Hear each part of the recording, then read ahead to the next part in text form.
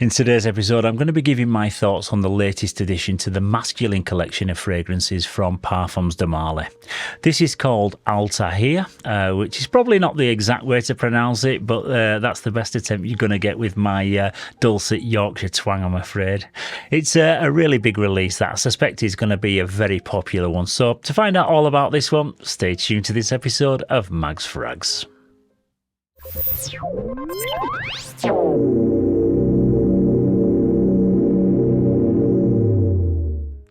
Yes, hello again and welcome to this latest episode of Mags Frags, where it's the fragrance that's the star of the show. My name's Paul and today's scent of the day is Althair or Althair, whichever way you prefer. And this one came out a few weeks ago now in mid-2023. It's an amber vanilla fragrance for men and it comes in an eau de parfum concentration. It's available in two sizes, a 75ml bottle priced at £190 and a 125ml size like this one priced at £230. But as is the case with a lot of Parfums de Marly fragrances, the price will eventually come down slightly once it's no longer the shiny new kid on the block.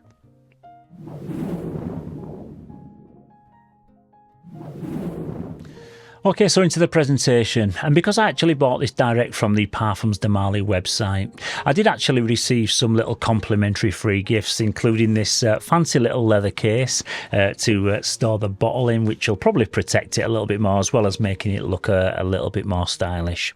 I also got a little suede pouch and also three little sample fragrances of my choice, which come in a neat little presentation box. And out of these three, I got the Carlisle, the Ojan and the Herod. But the main fragrance box comes in a terracotta colourway and it's in a matte finish and it features some metallic chrome branding. On the front is the Parfums de Marly logo, as well as the name of the fragrance and also the size and the concentration printed down at the bottom. On the side is a little descriptive overview of the scent, which reads, a distinctive ambery fragrance with warm notes of woods and vanilla. On the back is loads more product information, then underneath is where you'll find the barcode and the batch code. And the batch code on this particular one is 3213094. The bottle comes in the familiar Parfums de Marly shape and it looks very similar to all the other masculine Marly fragrances in this line. And if you are new to niche perfumery, and this brand in particular, the feminine perfumes come in a slightly different shaped bottles like these ones.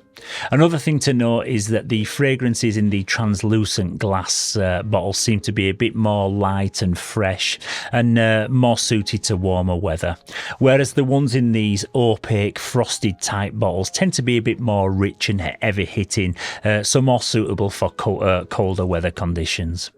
There's also the series of black bottled ones, which are the kind of premium collection, and they use the finest ingredients, but they tend to cost a little bit more. But back to this one, and again it gets the terracotta coloured frosted finish with an embossed Parfums de Marly logo, as well as the branding down at the bottom. We've got a click-on style cap in like a triangular shape, which again includes a little Parfums de Marly logo at the top. And then there's a chrome atomizer, which delivers a nice little short, sharp blast of juice. And I really like the design of all the Parfums de Marly fragrances, and I think they look kind of understated and very classy looking.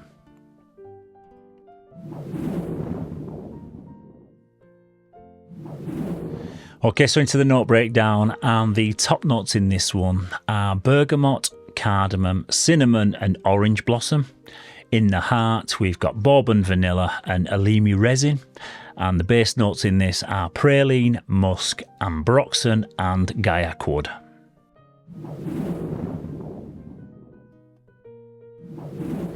Okay, so this is predominantly a vanilla-based fragrance, but it definitely starts out more ambery with the elemi resin and also the cardamom being the first notes that really jump out and catch my attention. And pretty much straight away after I sprayed this for the first time, I got a bit of a latent kind of vibe from it with a fairly dry amber accord, albeit with a little bit of vanillic sweetness in the background. It's fairly bright and spicy from the initial spray, with the bergamot and the cinnamon combining to produce like a fresh peppery introduction, but this is quite short-lived, and like I say, the first thing you'll probably pick up on with this is the fairly synthetic smelling amber accord that runs over the top of the bourbon vanilla. I'm not going to lie though, when I first sampled this a couple of weeks ago, I was quite disappointed with the opening in particular. And my initial first impression was that I thought it smelled a touch artificial and more like a mid-range designer fragrance more than a Parfums de Marly. The sad thing was I'd actually travelled 50 miles and I was all excited to pick up a bottle on launch day, and I ended up walking out of the store without it, and I decided to buy a completely different fragrance instead. However, on my way home when I was driving back in the car, I just kept catching the odd waft of it, and as it settled down, the sweetness from the vanilla and the praline started to come through more, and it just seemed to balance itself out, and it became a lot more smooth and more gourmand smelling, which really hooked me in. And the more it developed, the more I started to really enjoy it, to the point that by the time I'd made it back home, I'd already made my decision that I was going to order a bottle online, which was a little bit annoying considering that I could have picked up a bottle about an hour earlier. But yes, the introduction to the scent is something that may divide opinions and may take a little bit of getting used to.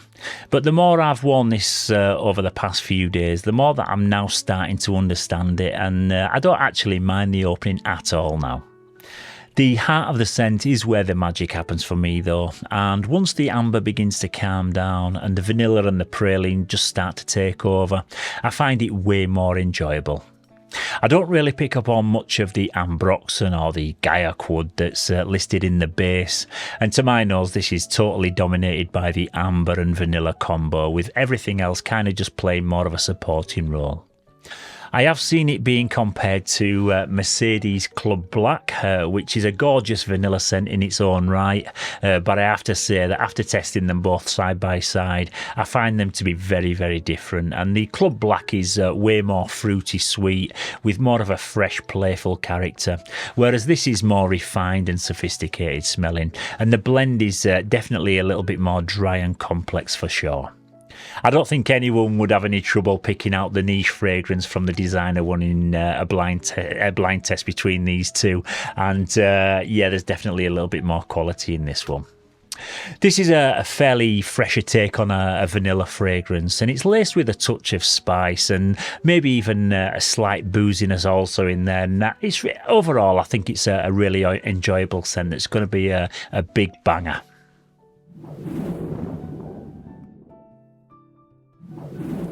Yet I'd say the perfect time to wear this would be in the cooler months of the year during autumn and early winter, but it's also bright enough to wear in the springtime too.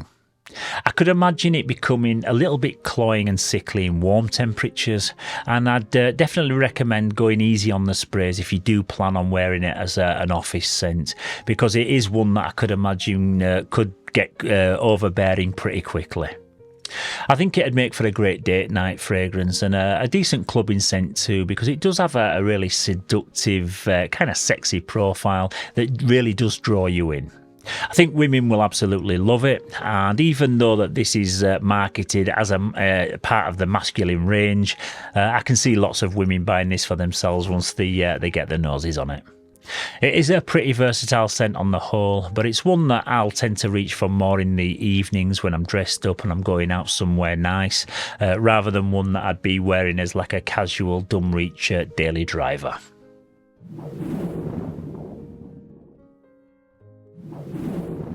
The performance is really decent, but it's not quite what I'd describe as a huge powerhouse type scent. You'll get a very strong projection for a good 2 to 3 hours, where you'll leave a decent scent trail and people won't have to get too close to catch a good waft of it from you. It will last maybe 9 to 10 hours before you can no longer detect it, which is more than adequate in my opinion. But I did apply it quite liberally yesterday and gave myself about 10 sprays, but I couldn't really smell it that much on my clothes this morning, and it was kind of just more of a musky, faint smell that it left. So it's good enough, but not quite a beast.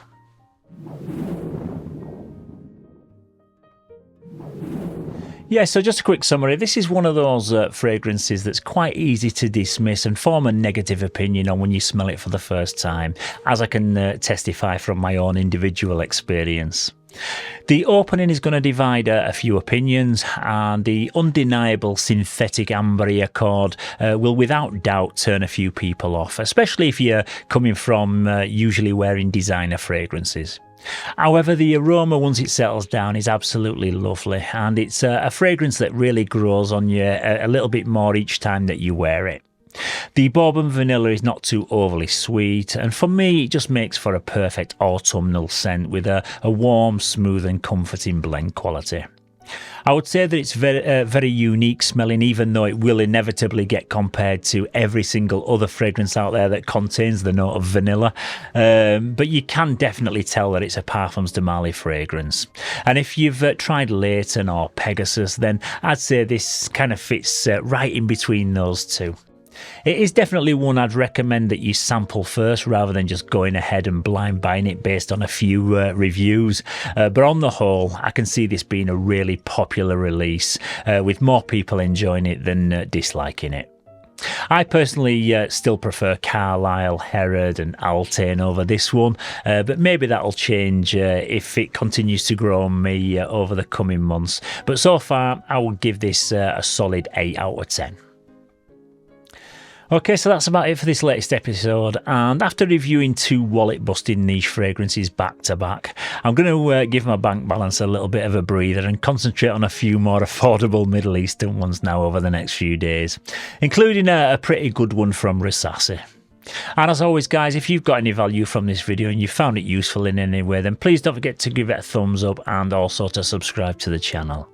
It's also great to hear your opinions, your thoughts and your critiques on all of the fragrances that do feature in these reviews, so don't forget to keep your comments coming down in the comments section. So once again, thank you very much for tuning in to this latest episode. Stay safe, keep smelling fresh, and I'll see you soon for another one. Bye bye for now.